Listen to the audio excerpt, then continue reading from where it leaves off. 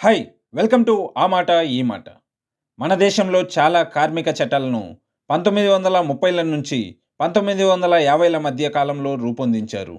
ఆ సమయంలో ఆర్థిక వ్యవస్థ, పని విధానం ఇప్పుడున్న దానికి పూర్తి భిన్నంగా ఉండేవి.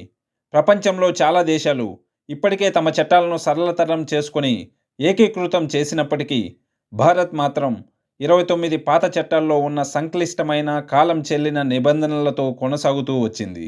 ఇప్పుడు కార్మిక చట్టాల విషయంలో కేంద్ర ప్రభుత్వం చారిత్రాత్మక నిర్ణయం తీసుకుంది. 29 కార్మిక చట్టాల స్థానంలో కొత్తగా రూపొందించిన 4 కార్మిక స్మృతులను తక్షణమే అమల్లోకి తెస్తున్నట్లు ప్రకటించింది. కొత్తగా అమలయ్యే 4 చట్టాలు ఒకసారి చూస్తే వేతనాల కోడ్, పారిశ్రామిక సంబంధాల కోడ్, సామాజిక భద్రతా కోడ్, వృత్తిపరమైన భద్రత, ఆరోగ్యం, పని ప్రదేశంలో పరిస్థితుల కోడ్. ఈ సంస్కరణలతో కార్మిక నిబంధనలు, కార్మికుల సంక్షేమం మెరుగవుతుందని కేంద్ర ప్రభుత్వం భావిస్తుంది. ఈ సంస్కరణలు ఉద్యోగ భద్రత, సామాజిక భద్రత, సమాన వేతనాలు, మహిళా సాధికారతతో పాటు అసంఘటిత రంగ కార్మికులకు, ముఖ్యంగా గిగ్ అండ్ ప్లాట్ఫామ్ కార్మికులకు రక్షణ కల్పించడంలో మైలురాయిగా నిలవనున్నాయి. ఈ కొత్త చట్టాల్లో కొన్ని ముఖ్యమైన అంశాలను ఒకసారి చూస్తే, ఉద్యోగులందరికీ నియామక పత్రం తప్పనిసరి.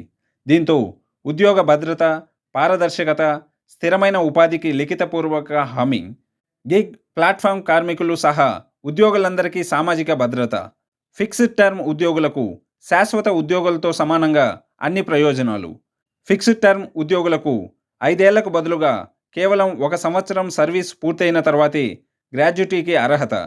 అందరి కార్మికులకు కనీస వేతనం చట్టబద్ధమైన హక్కు. యజమానులు సకాలంలో వేతనాలు చెల్లించడం తప్పనిసరి. ఐటీ ఉద్యోగులకు 7వ తేదీలోపు చెల్లింపులు. బీడీ, సిగరెట్లు, మైనింగ్ పరిశ్రమలో పనిచేసే వారికి 8 గంటల నుంచి 12 గంటల వరకు పనిచేయవచ్చు.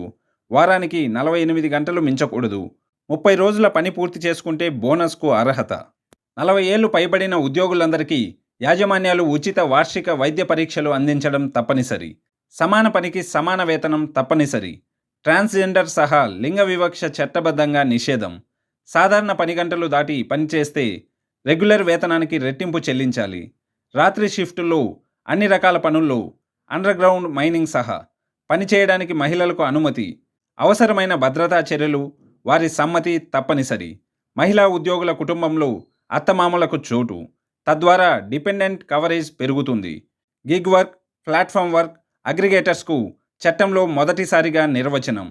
అగ్రిగేటర్లు తమ వార్షిక టర్నోవర్లో 1-2% లేదా కార్మికులకు చెల్లించే మొత్తంలో 5% వరకు సామాజిక భద్రతా నిధికి కేటాయించడం తప్పనిసరి.